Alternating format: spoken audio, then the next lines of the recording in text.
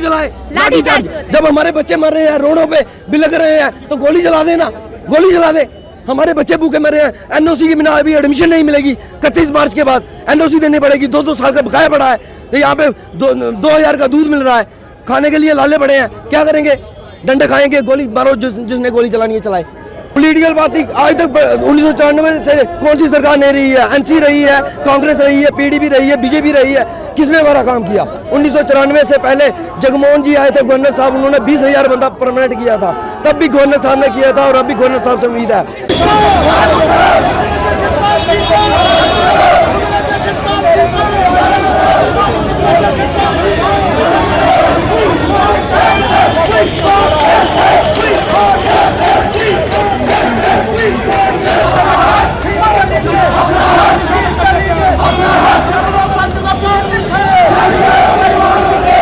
PHE employees ने एक ਵਾਰ ਫਿਰ ਧਰਨੇ ਤੇ ਉਹ ਆਗੇ ਰਹੇ ਨੇ।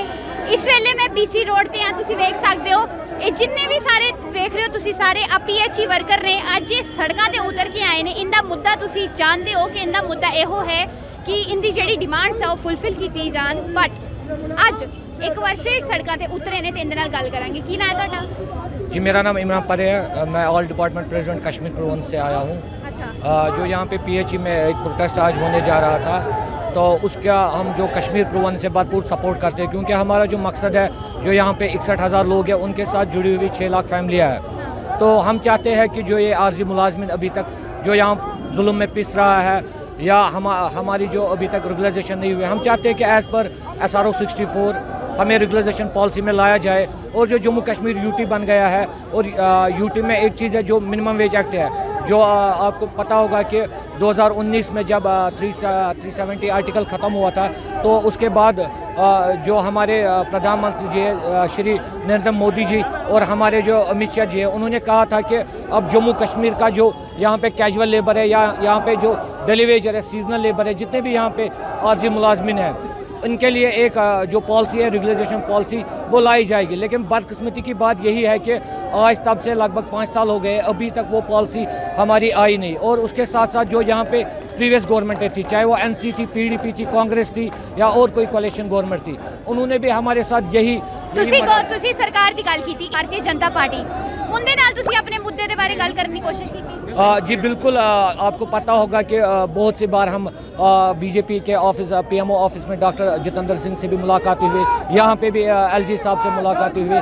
लेकिन बदकिस्मती की बात यही है कि जब बीडीसी का जब इलेक्शन हुआ, तो जो बीजेपी है उन्होंने मैनिफेस्टो में ये लाया कि जो यहाँ के कैजुअल लेबर है, डेली वेजर है, या सीजनल लेबर है, हम इनके लिए रेगुलराइजेशन पॉलिसी लाएंगे। लेकिन बदकिस्मती से यही कहना पड़ रहा है कि उन्होंने अपने जो उनका मैनिफेस्टो था तब बीडीसी इलेक्शन में, वो उससे भी पीडीडी एम्प्लॉइज की मैं बात करूं, पीडीडी एम्प्लॉइज ने क्या किया था? उन्होंने लगभग कुछ दिनों के लिए लाइट जो है वो कंटिन्यूसली शट डाउन करके रखा था, और उसके बाद सरकार ने उनकी डिमांड्स पूरी की, उनको रेगुलराइज कर दिया गया। तो आपको क्या लगता है कि आपको भी इस स्टेज पर आना पड़ेगा, तब जाके आपकी डिमांड्स पूरी होंगी? जी बिल्कुल। अब जो प्रोग्राम आने वाला है वो खाली जम्मू में नहीं होगा, क्योंकि हम कश्मीर से आए हैं, और जम्मू कश्मीर में जो प्रोग्राम होगा काम छोड़ हड़ताल का, जो आज एसोसिएशन बैठेगी फैसला लेगी, और पूरे जम्मू कश्मीर में जो प्रोग्राम दिया जाएगा वो काम छोड़ हड़ताल का ही प्रोग्राम। मुझे बताएं, अभी आप लोग काम कर रहे हैं?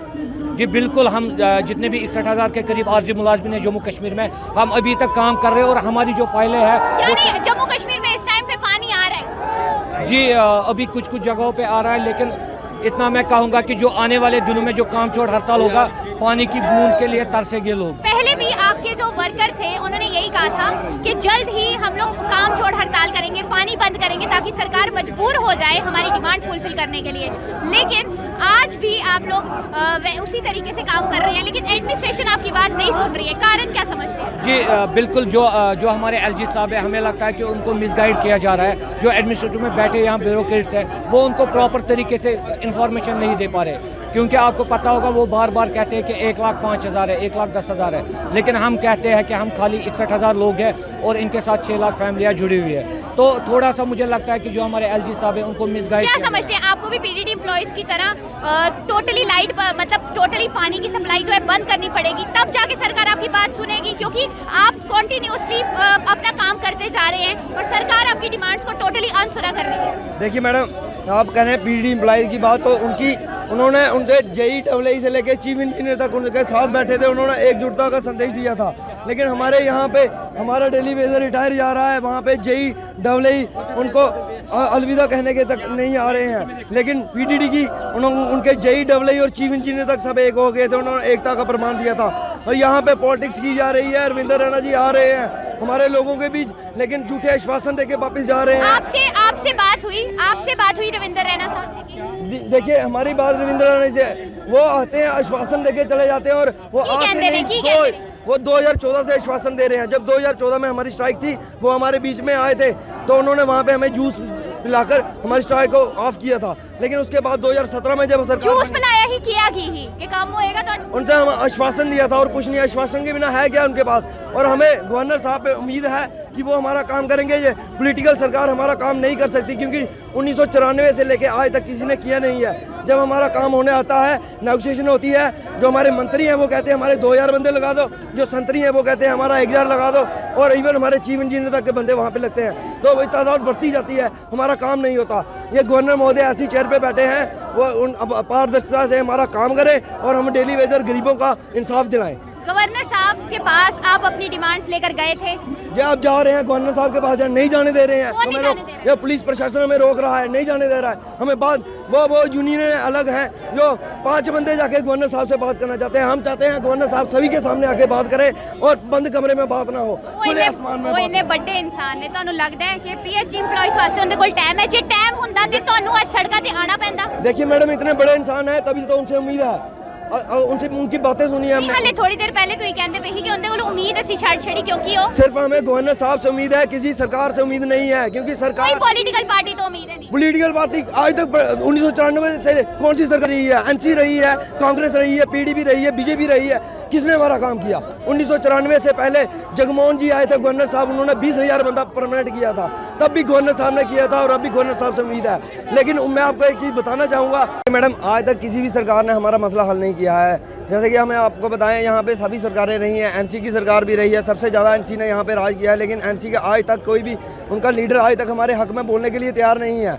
इवन यहाँ पे PDP ने सरकार किया, कांग्रेस ने सरकार किया, BJP ने सरकार चलाई है। लेकिन जब से 2014 के बाद हम सरकार आई तो उन्होंने हमें आश्वासन पे आश्वासन दिए हैं, आज तक कुछ किया नहीं है। जो अभी प्रेजेंट सरकार है उन्होंने 2017 में SRO 520 हमारे लिए उन्होंने लाया, और महबूबा मुफ्ती जी ने ट्वीट करके कहा कि हम 61,000 डेली वेजर को परमानेंट करने जा रहे हैं, लेकिन कोई कार्रवाई नहीं की।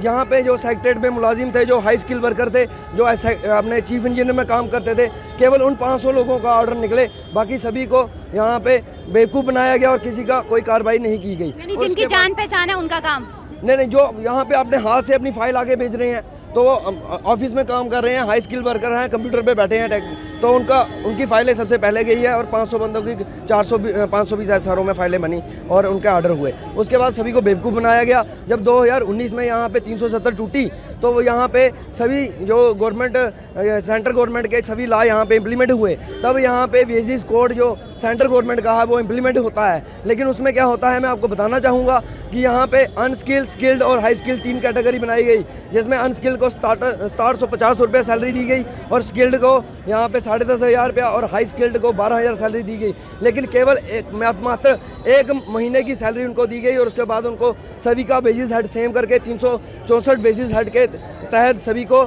750 वहाँ पे सैलरी दी जा रही है। स्किल, अनस्किल और हाई स्किल को आप लोगों की प्रेजेंट सैलरी कितनी है? अभी प्रेजेंट सैलरी सभी की 750 रुपया है, वो भी कई महीनों से नहीं मिली है। 70 महीनों का पेंडिंग वेजेस बढ़ा है, और यहाँ पे अभी लास्ट 2 आप चाहते हैं कि आपकी सैलरी जो है वो एक तो आपको पूरी मिले, और दूसरी मैं एक स्किल वर्कर हूँ, मैंने 10,500 रुपया सैलरी ली है, हमारी प्रमोशन के बजाय डिमोशन की जा रही है यहाँ पे। और जब से ये 370 टूटी है, हमें एक सैलरी 10,500 रुपया मिली थी, उसके बाद फिर से हमारी डिमोशन कर दी गई है, और हम चाहते हैं हमारे साथ इंसाफ हो, वरना ये government of India skill India के नारे को बंद करे, क्योंकि हम ये स्किल वर्कर हैं, हम ITI ट्रेंड हैं, 2-2 साल के डिप्लोमे करके यहाँ पे लगे हैं।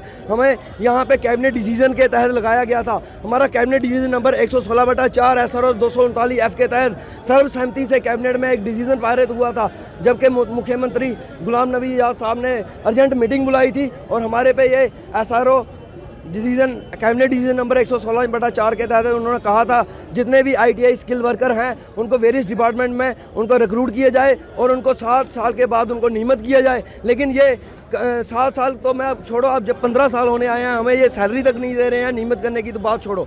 और अच्छा, अब आप ये डिमांड, क्या आपकी डिमांड यही है कि आपको एक तो परमानेंट किया जाए और आपकी जो सैलरी है वो प्रॉपर तरीके से? देखिए मैडम, हमारी 3 मुख्य डिमांडें हैं। पहली डिमांड हमारी है, हमें रेगुलेशन पॉलिसी चाहिए SRO 64 के तहत। पीरियड एम्प्लॉइज ने भी रेगुलराइजेशन की डिमांड की थी, उन्होंने हड़ताल की, मैडम, सरकार मजबूर हो गई उनकी डिमांड्स को मानने के लिए।